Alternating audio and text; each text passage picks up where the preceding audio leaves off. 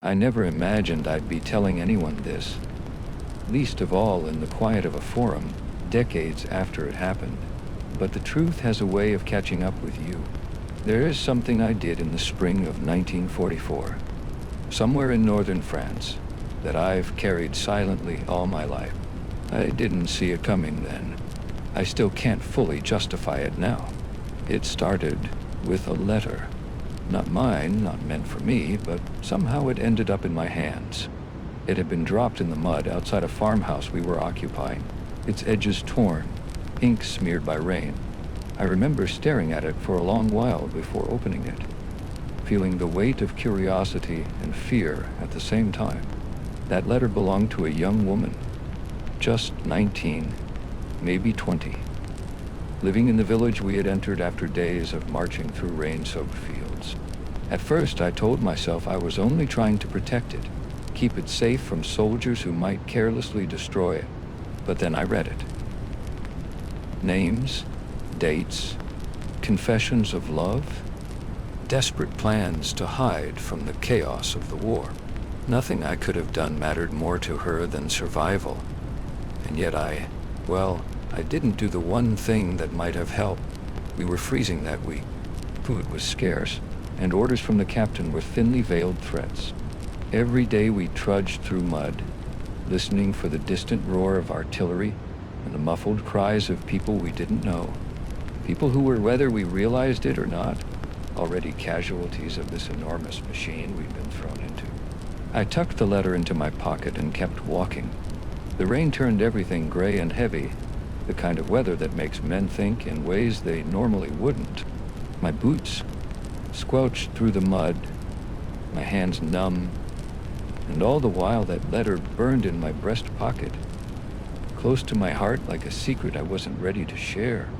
There was a moment, just a single instant, when a choice could have been made. I could have taken action, warned someone, helped her, even if only a little. I didn't.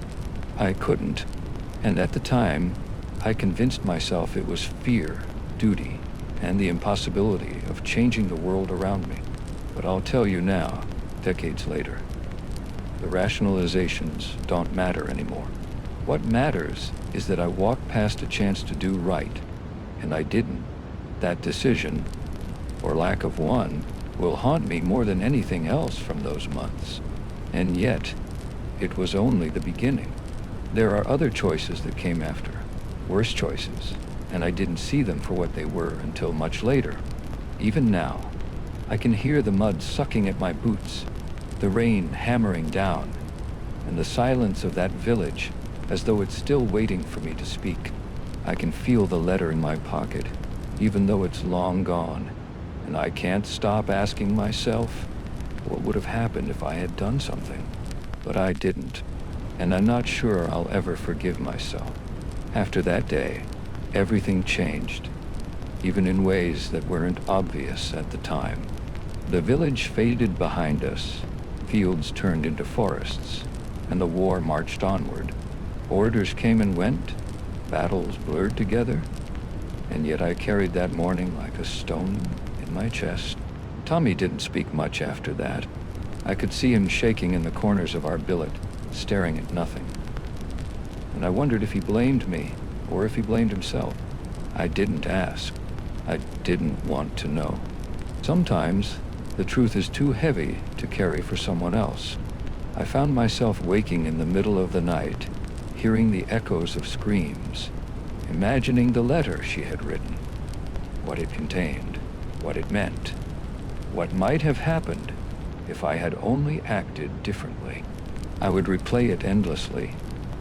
The moment Tommy ran, the way I stayed, the impossible silence between action and consequence. I thought about how easy it would have been to justify myself. Orders, I told myself. We did all we could. But the truth isn't in orders. It's in the little things. The hesitation, the refusal, the choice to let fear outweigh conscience. That is where complicity lives. And there was one object I kept returning to in memory. My watch. Not a fancy thing, just a simple timepiece I had inherited from my father. It ticked steadily through the mud, the rain, and the screams. I remember gripping it in my hand, trying to measure the moments, trying to understand the choices I had made. Even now, I can feel its weight in my palm, like it remembers what I cannot forget. I ask myself, even now, would you have done differently? Could you have stepped into the mud, into the fire, and saved someone, even knowing it might cost your own life? Or would you have done what I did, frozen under the weight of orders and fear? The war moved on. So did we. But for me, the consequences of that morning did not. They lingered in the quiet moments, in the small decisions, in the guilt that no medal or commendation could ever touch. And I know the truth now. I was not brave. I was not clever. I was merely human. And that human choice, or failure, has haunted me every day since. There is another part of this story, though, a part I haven't told yet. One final event that cemented everything, that made it impossible to forget, impossible to reconcile. It is the moment when the consequences of my inaction became fully real, irreversible. And that part is coming next. We were a small detachment, spread thin across the outskirts of that village. The captain was a quiet man, more concerned with reports than with the men under him. Most days, we moved like ghosts through the mud, alert for snipers, mines, or any sound that didn't belong. I had one companion who mattered, Tommy. He was barely older than I was, tall and awkward, with a laugh that seemed absurd in the middle of all that horror. But he had a way of noticing the little things, like a child's toy left in the dirt, or a dog hiding in a barn. Tommy and I shared our rations, kept watch for each other, and sometimes, at night, talked about the world we left behind. He asked me once if I thought we'd ever see home again, and I didn't answer. I couldn't lie, but I couldn't speak the truth either, that I felt like the war had already decided who would live and who wouldn't. It was during one of those patrols that the first real test came. We were ordered to clear a small farmhouse where the villagers had reportedly hidden weapons. The place was silent when we entered, and that's when I saw her. The young woman from the letter, peeking from behind the doorway. She froze when our eyes met. Tommy saw her too. I'll never forget his face in that instant. A mix of fear, outrage, and the instinct to help. But the orders were clear. Sweep the building, make sure no one was armed, and report back. My heart hammered, and yet I didn't move. I didn't say a word. Tommy stepped forward and I, frozen, did nothing. In those few seconds, I could have acted. I could have whispered a warning, shielded her, or even just convinced Tommy to wait. But I didn't. I let the order, let the war, decide for me. And what followed, though I didn't realize it at the time, would haunt me for the rest of my life. I look back now and wonder, was it cowardice, obedience, or simply the terrible arithmetic of survival? Would you have done differently, sitting there with muddy boots and fear in your gut? The memory of Tommy's eyes, so alive and trusting just moments before everything changed, has never left me. And yet, the real weight of that day didn't hit me until years later, when I realized the full cost of my silence. For now, though, I can only tell you that something shifted in me that day, in the quiet of that farmhouse, with the rain still dripping through the roof and the letter burning in my pocket. I knew, even then, that one small act, or inaction, could tilt everything. But I wasn't ready to confront it, not yet. And that, I suppose, is the trouble with war. It makes you complicit in ways you don't understand until much later. It happened a week later. We were ordered to hold a ridge outside the village, a narrow stretch of land littered with trees and barbed wire. The air was cold, damp, and full of the smell of gunpowder and wet earth. I remember thinking that nothing could be worse than the morning we had failed to act. But I was wrong. A group of villagers had returned to the area, looking for what little remained of their homes. Among them, I saw her, the girl from the letter. She was trying to guide a small child through the mud, her face pale, determined, fragile. I froze, unable to reconcile what I saw with the orders ringing in my ears. Tommy, who had been patrolling nearby, caught sight of her too. He whispered my name, a desperate plea in his voice. And in that moment I understood fully what needed to be done. And I, again, did nothing. The shots rang out almost immediately. I was too far to intervene, too constrained by fear, by orders, by that lingering hesitation that had haunted me for days. Tommy ran forward as he had before, shouting, trying to shield her, and I stood there, my boots sunk deep in mud, heart hammering, powerless. Or so I told myself. By the time the firing stopped, she was gone. The child, too. Tommy collapsed beside me, trembling, silent, and I felt the full weight of my inaction crush me. Not fear, not fatigue, but the simple, undeniable truth. I had failed again. Only later, years later, did I understand what we had really done. The orders, the battlefield, the chaos, they were only part of the story. The rest was choice. Mine, and the cost of that choice was something no medal or honor could measure. For years, I replayed that ridge in my mind. I imagined intervening, protecting them, changing the sequence of events. But the truth never changed. I had stayed silent. I had obeyed, and in obeying, I became complicit in something I could not forgive. I can still see Tommy's eyes that day, accusing me not with words, but with a look that pierced straight through whatever excuses I had left. And I knew, in that moment, that some wounds are not physical.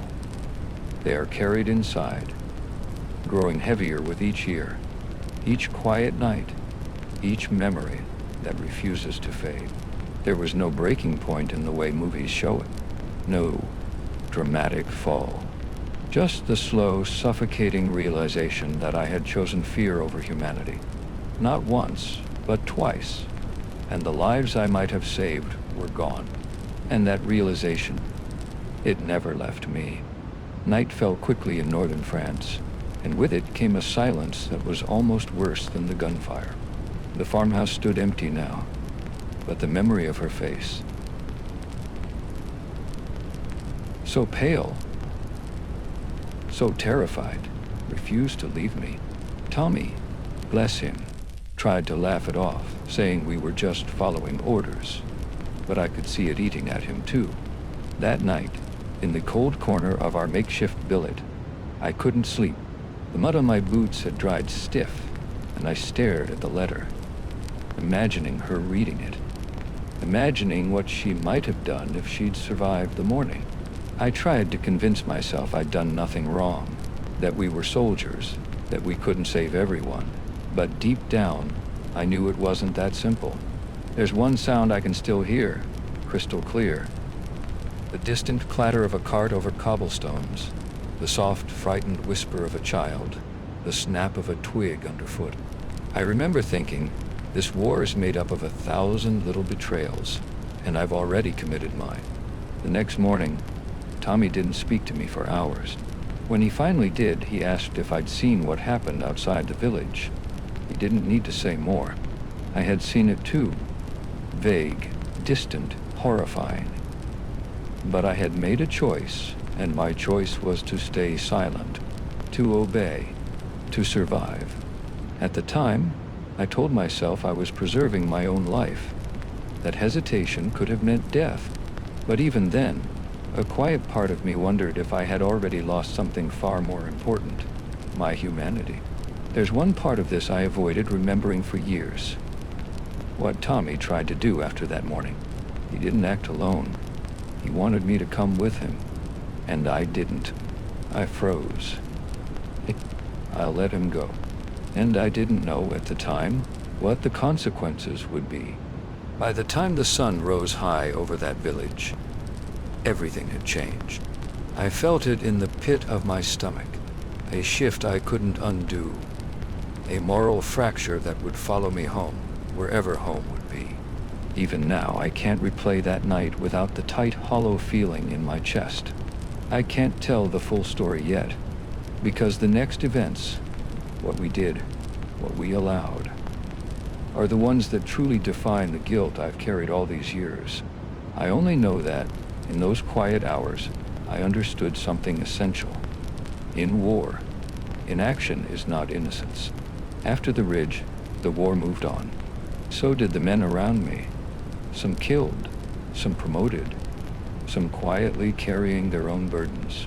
But I stayed behind in memory, tethered to that moment. The girl, the child, Tommy, and the choices I failed to make. I returned home months later, thin, sick, and strangely empty. People asked me about the war, about my service, and I nodded, said nothing, told small lies, because the truth was too heavy to voice. My friends went back to their lives, married, worked, laughed. And I did too, but only in fits and starts, with a hollowness at the center I could not fill. For years, I carried it quietly. The letters I never sent. The moments I could not change. The faces of the dead that I never saw again, but whose lives were tied to mine through a single dreadful act of inaction. I would wake in the middle of the night, gripping my father's watch, imagining what I might have done differently. The letter, the first small spark of conscience, haunted me, a symbol of every opportunity I had ignored. I became a man who could smile, work, and sleep, but who never truly left the war behind. And yet, there were moments of strange clarity when I asked myself, is obedience the same as innocence? Can fear ever justify what the heart knows is wrong? I still don't have an answer. Perhaps there isn't one. I've carried it this long because speaking it aloud, even anonymously, seemed impossible. But I can feel time slipping. And I need to confess, even here, to someone who will listen. Not to absolve myself, not to seek sympathy, but to finally give the memory a voice. Because the ghosts never leave. They follow you into quiet rooms, into the lull of everyday life, into the faces of strangers, and into the silence that answers every question you never asked aloud. And in the quiet of this confession, I can feel that the final truth, the truth I have hidden from the world and from myself, is still waiting. It didn't take long for the consequences of that morning to reach us. Orders came down to secure the surrounding fields and the small clusters of houses outside the village. I remember trudging through mud and frost, the letter still folded in my breast pocket, as though it were a talisman of some half-remembered conscience. Tommy stayed close, silent, and I could feel the tension between us like a live wire. He kept glancing at me as if expecting me to do something, anything. But I'd already learned my lesson, or so I thought. Then we heard the screams. They weren't loud, but they carried across the fields with a dreadful clarity. Children. Dot. Dot. And dot. I froze, knowing that whatever action I took, or failed to take, would define me forever. Tommy, without hesitation, sprinted toward the sound, and I didn't follow him. I told myself I was obeying orders, that there was nothing we could do. But the truth is far worse. I was afraid. Afraid of the bullets, the patrols, the chaos. Afraid of stepping out of line. And so I stayed. By the time I found him, or what was left, it was too late. The small farmhouse we had passed in the morning was wrecked. Tommy was crouched by the doorway, staring at the devastation. I approached, words catching in my throat, and he looked at me with something I've never forgotten. a mixture of sorrow, accusation, and the quiet rage of someone who had seen the world unravel. In a single, unpreventable instant. "I tried," he said, barely above a whisper. "You could have helped." And I could only nod, because I had failed him, because I had failed her. That day, I learned a lesson I never wanted. That cowardice is not always obvious, and that silence in the face of injustice is its own kind of crime. At the time, I buried the memory in the same mud we trudged through every day, telling myself it would be easier to survive if I didn't feel it. But it didn't stay buried. Not really. It grew, quiet and persistent, living in the cracks of my mind. Even decades later, I can feel the weight of it pressing down. The letter long gone, the village gone, the faces burned into memory. There's more I didn't see then, more I didn't understand. Something irreversible happened that day, something I could never undo, no matter how many years passed. And that knowledge has shadowed every step I've taken since. I've never told anyone the full story, and part of me wonders if I ever should. But I can't hide it anymore, not entirely. I've carried this memory for more than 70 years. It has shaped the man I became, even when I tried to forget it. And now, at the edge of my life, I can finally say the truth out loud, because time no longer gives me the luxury of silence. That morning in the farmhouse, I failed to act. On the ridge, I failed again. Tommy, God bless him, tried to save them both. But I was paralyzed, and my inaction cost lives. The girl from the letter, the child she was guiding, and the small fragments of innocence left in that village, all gone. Not by accident, by my fear, by my obedience, by my refusal to intervene when it mattered most. I have thought for decades about what I might have done differently. I have haunted myself with the memory of her eyes, the child's terrified hands, Tommy's silent accusation. There is no redemption in this. There are no medals that touch this guilt, only the slow, persistent ache of knowing I chose my own safety over humanity. Returning home, I carried that ache quietly. I married, worked, lived.